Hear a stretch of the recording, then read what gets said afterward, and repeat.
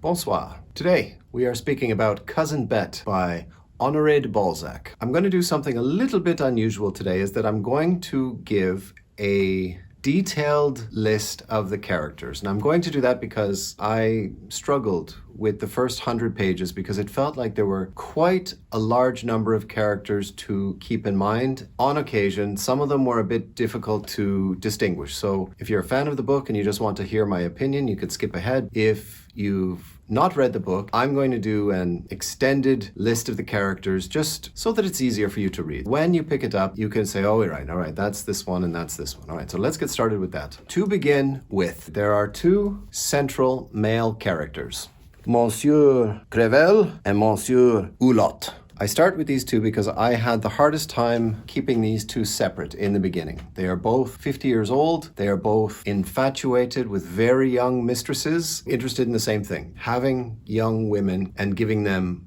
gifts of money. How to keep these two separate? Monsieur Crevel used to be in trade, as they say. He was a perfumer, and he built his fortune in that way. He was a businessman. Monsieur Hulot works in a government building. He is said to have like a higher social standing because he works for the government, and Monsieur Crevel is seen to be a bit lower because he was involved in that dirty business called trade. His wife is dead. His wife is very much alive. Monsieur Hulot's wife, Madame Hulot, her name is Adeline, and she is representative of quite pure marital fidelity. She loves her husband. She is completely aware of his infidelities. When you read this book, you're going to really have to keep it in mind that this was really at another point in human history, that the woman was very thankful to her husband for giving her a comfortable home and a comfortable life. She, in turn, gave him 2 children, and she does not mind that he has affairs that he pays for. She accepts it because of what he has given her. I realize that to many modern people, all of the modern people who will be watching this on YouTube, that sounds like complete anathema, but that is the situation. And he actually confesses to her on several times in the book that he has been giving money to these girls. We'll get into that a bit later. But she's not jealous, and she is not even vindictive. She understands that that's what he does. She doesn't even get mad. They have 2 children, Victorian, and Hortense. Victor plays a small role in the novel. He's a lawyer. Hortense, the daughter, plays quite a large role. All right, who's next? Adeline, Madame Hulot.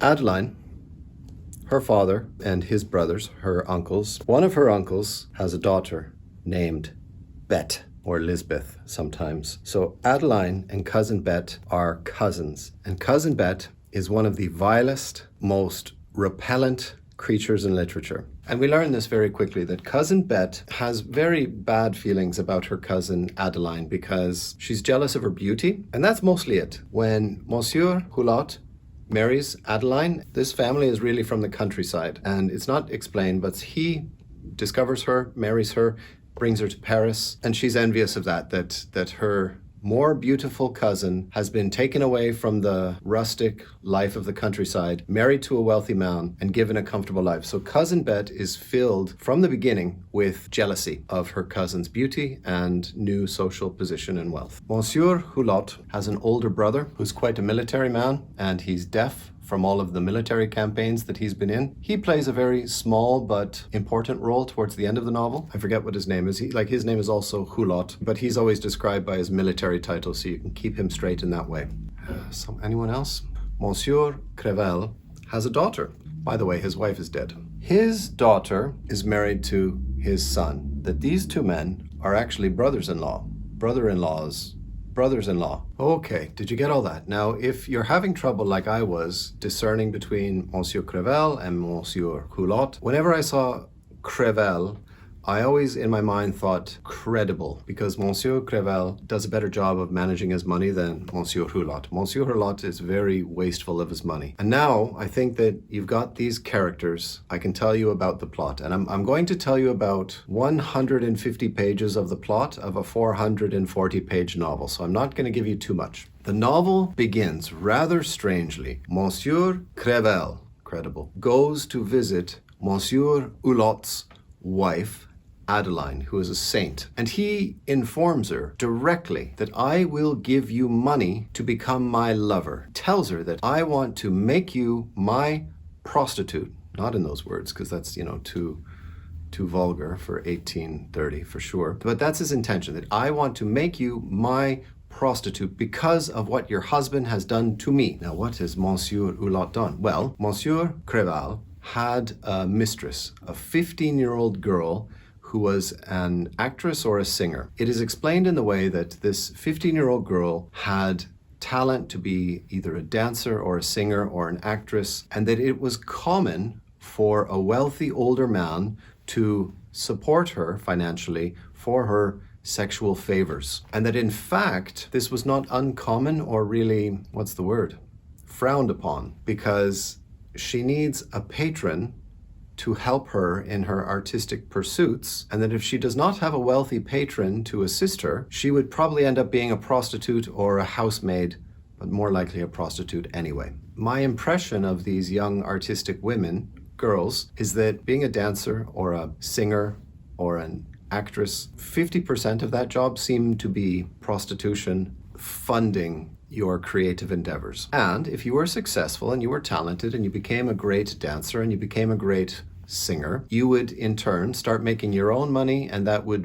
you would look fondly on your patron, even if he was a fat, middle-aged man who was giving money to sleep with you. I hope I explained that well, because I don't want to get into it again. Let's leave it there, for Christ's sake. Monsieur Creval had this young mistress, 15 years old, named Josepha, and he was giving her money and he was supporting her. Because he was a businessman and he was careful with his money, he only gave her a certain amount per annum. He was quite clear about that I will give you like 30,000 francs a year to remain my mistress and you can be a dancer. Monsieur Hulot sweeps in, he gives the girl more money, and she becomes his mistress. And she tells Creval, I no longer need you, I have a wealthier patron, and it's this man. Remember, these two men are brothers-in-law, all right? And they're in the same social sphere. So that is the opening scene, that this man goes in and he makes this terrible proposition to this man's wife because he feels that he has stolen, and he has stolen, his mistress.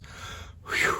God, this video is going to be long. But then Josepha tells Monsieur Hulot she no longer needs him. She has an even wealthier patron who's giving her an entire apartment to live in and decorated it with all kinds of beautiful furniture and paintings. She's getting much more money from her new friend, patron. By the way, I have a Patreon account called Grant Loves Books. There is a link to that below. And if you would like to be my patron in the modern sense, well, who knows, you can make me an offer. You can support the channel for a very measly, paltry $3 a month, 3 Canadian dollars. Like you cannot get a coffee at Starbucks for that much. So less than 1 coffee at Starbucks a month, you could support me talking about great literature. Please do it. Please consider it. I do post photos.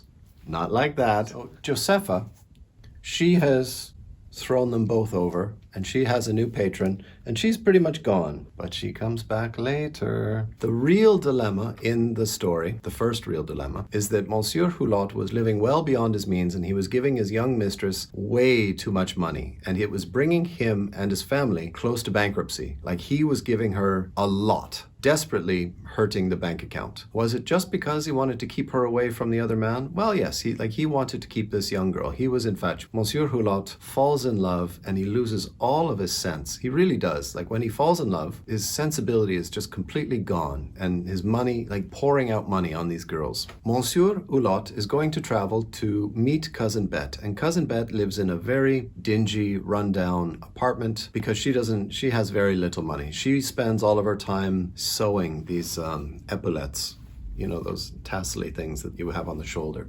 Like, that's what she does. That's how she makes her money. She just sews these epaulettes nonstop. It's a miserable, dreary existence. And remember that he's her cousin-in-law, I suppose. Hulot goes to meet Cousin Bette, and living in her ugly apartment building, he discovers Valeria. Oh, that's Hungarian. Valerie. Now, what's different about Valerie compared to the dancers and the actresses that he's had before? Well, Valerie is the wife of a man who works in the ministry. So she is a proper lady. And Monsieur Hulot falls in love with her, and it's got a bit of a new feeling about it because he's never actually had an affair with a proper lady before. He's always had an affair with these girls from the theater. So there we are. Now let's bring Cousin Bette into the story. That's about to get complicated. Cousin Bette has a miserable existence, sewing away day and night. But the one ray of hope and sunshine in her life is that upstairs there is a Polish refugee, Wenceslas. He tried to commit suicide and she saved his life. An aspiring sculptor. He's quite artistic and he is trying to be a sculptor. Very hard existence. Again, if you don't have a patron to help you with the money, the necessities of life. She has saved his life and she becomes his patron. She supports him and he works day and night creating his sculptures in miniature, because that's all they can afford to create at this point. She works him rather hard. She keeps him at it. She gives him just enough money to survive, to live, mainly just gives him the supplies that he needs to continue to sculpt. Cousin Bette, I think, is 42, 43 years old, past her prime, very much so, and she's not anything to look at.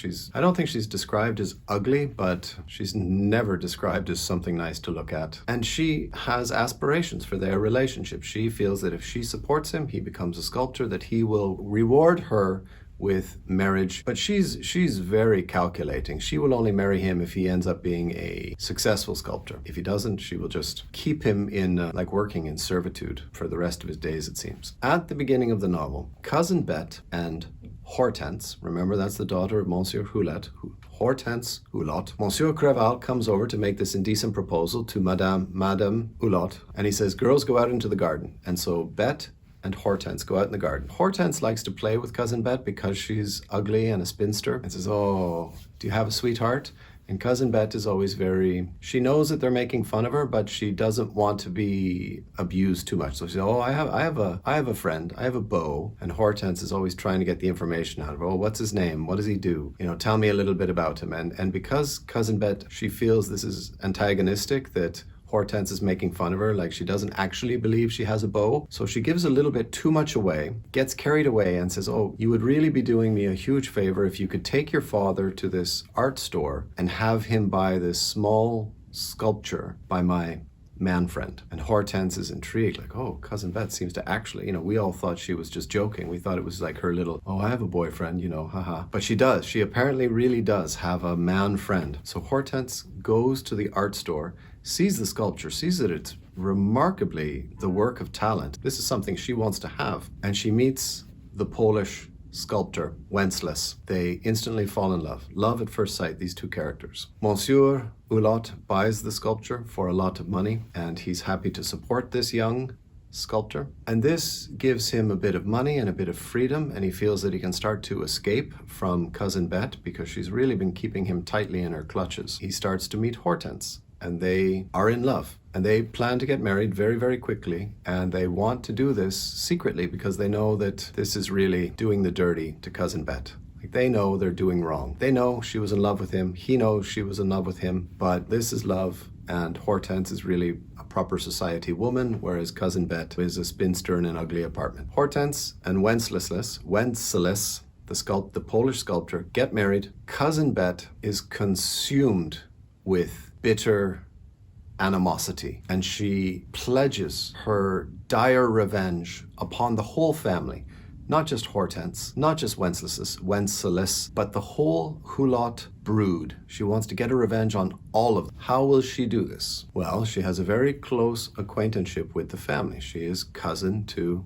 Adeline. She knows all the family secrets because that's Cousin Bette. They treat her like a family dog because they don't respect her. Cousin Bette lives in the same building as Valerie. Valerie sees that she catches the eye of Monsieur Hulot. Cousin Bette starts to work together with Valerie to become the lover of Monsieur Hulot and to become the lover of Monsieur Crevel. And she methodically and calculatingly sucks all the money out of these two fools. He can take it more than this one because this guy was already close to bankruptcy, and he starts really getting money from places he shouldn't. And that is the story. And you will never meet two more despicable characters than Valerie and Cousin Bette. hoping for their demise, for their fall, because they're just despicable. They are so despicable. Sorry for that very extra long plot synopsis and character synopsis, but I think it will be very, very helpful to you with the first half of the book because there are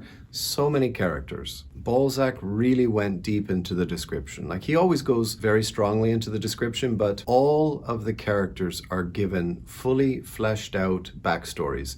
Even the minorest characters. And it can be a little bit confusing at times because you think to yourself, if this character is getting so much backstory, you're getting their whole history, where they come from, you think, okay, well, they're surely going to be playing a major part, but they might not be. Like, there are some characters who are given the big build-up and then play very minor roles later on. Significant roles, not so much that you would figure based on how much was written about them. This is typical introduction to a Balzac novel, that he takes out all the pieces, he describes them to you, their history, their lineage, and then places them on the board, and then there's a moment where it's like, okay, and now we can begin the action. We're done with all the goddamn preamble. We've had all the characters. Now the novel begins. This next note is on page 154. Here ends what may be called the introduction to this story. Balzac writing, telling us. Introduction finished now. This account is to the drama that completes it as the premise to a syllogism or the exposition to a classical tragedy. So right there, Balzac is telling us, okay, now I've finished with all of the introductions, I've got out all the stuff and now I want to begin the story. The novel is 440 pages. Like, it's taken him a third of the book to get to where he wants to start. Is that intimidating or annoying? I don't think so. That's just Balzac's particular style. That's the way he likes to write the novels. It is long-winded, but that was how novels were written at this time. And honestly, like, there is no greater master of literature than Balzac. Sometimes when I was reading this book, it felt like I was reading about real, true, red-blooded people. Like, I felt Cousin Bette. It was like someone I knew and hated. Valerie, I shouldn't tell that story. I'll tell that story at the end. Every time Monsieur Hulot was getting money to give to Valerie, like, I was just like, please don't give her any more money. Like, don't you see? She's just sucking you dry. She's a vampire. What did I think about the book? As much of a huge Balzac fan that I am, this was the first one that I didn't love completely. Eugène Grandet, just loved it from cover to cover. Same thing with The Black Sheep. Cousin Bette, once you get beyond the 150-page mark and he gets into the action for real, there are some very serious moments of over-the-top melodrama. It seems to me that every single scene in the novel, one of the characters is throwing themselves at the feet of the other character. Balzac would have us believe this is happening literally in almost every single scene. He is throwing himself to the ground and clutching the hem of her skirt and begging her. She throws herself to her knees and she grabs his hand and she, in the attitude of complete supplication. Someone is always falling to the floor, falling to their knees, like people are flopping around like they're in a judo class. Like, I don't think anyone has ever thrown themselves on the floor outside of melodrama. Like, it just doesn't happen. To have it happen so often. Like, I very much enjoyed reading this novel and I read 50 pages a day. In every sitting, reading 50 pages, it happened at least once, and oftentimes it happened twice. Someone would go to the ground in agony or in supplication or in humiliation or in, pleading, please do not. Always, is that the only thing people are capable of doing, is just going to the ground? I don't know what French society was like 150 years ago, but I know that clothes were very expensive and you did your best to keep them in pristine condition. All this going to the ground could not have been very easy on the knees of your britches. So I didn't like that. I didn't like all this high melodrama. And even though the character of Madame Hulot, forgiving of her husband, I try to go along with it, but I feel like I'm working hard to convince myself that this could have happened, that there could be a woman so forgiving, so in love with her husband, so appreciative of what he's given her, that she does not even criticize him for wasting the family's entire fortune, throwing it away on his lovers. It doesn't happen. He's destroying the family, and you're trying to be this pillar of wifely fidelity, when he's honestly destroying the family, like faster than anyone could even realize how quickly he's doing it. So I did have some problems with this novel. It is a great novel, and the novel carries you all the way to the very last sentence, which ends with a bit of a surprise twist. Like, I read that this was one of Balzac's last great novels, and perhaps he was a writer who is in the stages of decline, because it's not creative to have the same melodramatic scenes again and again. Trust me, the characters that are detestable, Valerie and Cousin Bette, like, they are really awful and hateful, like, and you will really be rooting for their violent demise. So that's what I have to say about Cousin Bette. Should you read it? Absolutely, without question. As a little caveat, I would say that don't make it your first Balzac. Maybe you can follow my little path. Eugène Grandet, The Black Sheep, was a little bit more involved, more intense, more characters, more intrigue. And Cousin Bette, more so. More characters, more intrigue, a much longer, bigger story. Yeah, I think that works. I think that if you were to read those other books and love them, this will be fine. Starting here, this might, it could put you off Balzac a bit. And I would hate to do that, because of all of the authors I recommend, this is the one I recommend most strongly because I think people have a bad attitude about old literature. They feel that it is irrelevant. Anyone who thinks that, you could not be more wrong. Balzac is truly a master, and this is an artist in control of their medium. Then, that is someone that I can, get something from. Thank you all very much for watching. My name is Grant. This is Grant Loves Books. I'm very happy to make this video today. I read it quickly, even though it's 440 pages and it's a bit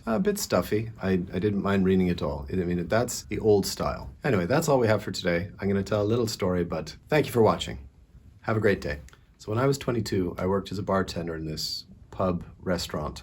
There was a restaurant on the ground floor and a pub on the second floor. We had several waitresses who were from Quebec. This is quite a very specific Canadian thing. So I was from Ottawa, and the Quebec girls were just always a lot more wild than the Ontario girls. Quebec girls, they want to dance, they want to drink, they want to have fun. They're not afraid to get in a fight. Like, these girls are wild. And I worked with a lot of these girls from Quebec in this restaurant. They were waitresses, I was a bartender, and you could just see them working the room. Like, they had, these charming, flirtatious smiles, and they really got the customers worked up. And this was in the business district, so this was all guys with ties and jackets and, glasses and nice hair. There was this one girl named, should I give her name? It doesn't matter. Ariane. And Ariane, she was only 21 years old, didn't go to university, didn't go to college. She had a high school education, and she was working as a waitress. And she was very sexy. She was very beautiful, very sexy, and she went to the gym every day. She wanted to get married to the richest, most attractive man she could. And so she kind of identified the man who had the most money, who wasn't bad looking, and she flirted with him for about a year. Like, you could see she played with him for a while. She was nice to him, and then she was a bit cool with him.